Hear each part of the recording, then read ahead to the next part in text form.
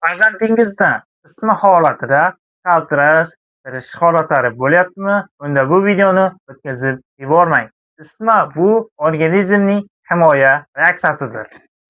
Isitmaning turiga qarab siz tezroq va samaraliroq yordam ko'rsatishingiz mumkin bo'ladi. Isitma ikki turga bo'linadi: qizil isitma va oq isitmadir. Qizil isitmada qanday belgilar yuzaga keladi va qanday yordam ko'rsatish kerak? Buni tushuntirib o'taman. Birinchi navbatda qizil isitma bo'ldimi, tana issiq bo'ladi va qo'l-oyoq qizargan bo'ladi. Ba'zan terlaydi va undan tashqari isitma chiqish holatlari uchraydi. Bunday holatda qanday yordam ko'rsatish kerak? Birinchi navbatda siz iliq suv bilan artib olsangiz bo'ladi bemalol.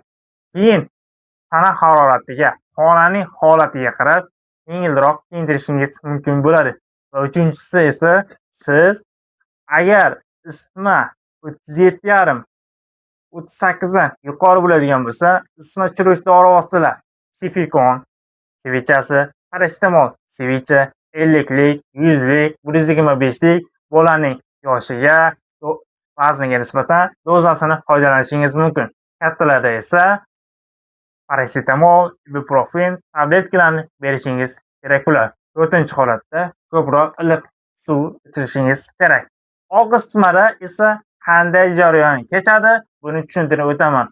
Oq isitma bo'ldimi, qo'l, oyoq sovuq bo'ladi, tana issiq bo'ladi, teri oqargan bo'ladi, sovuq bo'ladi va g'oz terisiday bo'ladi va qaltirash, irish holatlari ham uchraydi. Bunday holatda qanday yordam ko'rsatish kerak? Birinchi navbatda siz spazmni yo'q qilishingiz kerak bo'ladi. Spazm yo'q qilish uchun tanani urashingiz kerak bo'ladi. Bolalar paypoqlar kiydirasiz va spazmga qarshi dori vositalar Trotavirin, Nospa ukolidan foydalanishingiz kerak. 5-1 milli bolaning yoshiga, vazniga nisbatan qo'llaysiz. Keyin agar isitma 37,5 38 dan yuqori bo'ladigan bo'lsa, siz isitma tushiruvchi dori vositalar Sifikon, parasetamol sevichalar, kattalarda esa tabletkalarni foydalanishingiz mumkin bo'ladi. Agar kattalarda kamdan kam og'ir isitma uchraydi, bunday holatda garelkani oyoqlariga qo'yishingiz mumkin og'ir isitmada va iliq suv ichirasiz.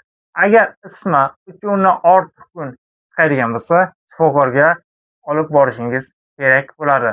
Video yoqqan bo'lsa, like bosishni unutmang.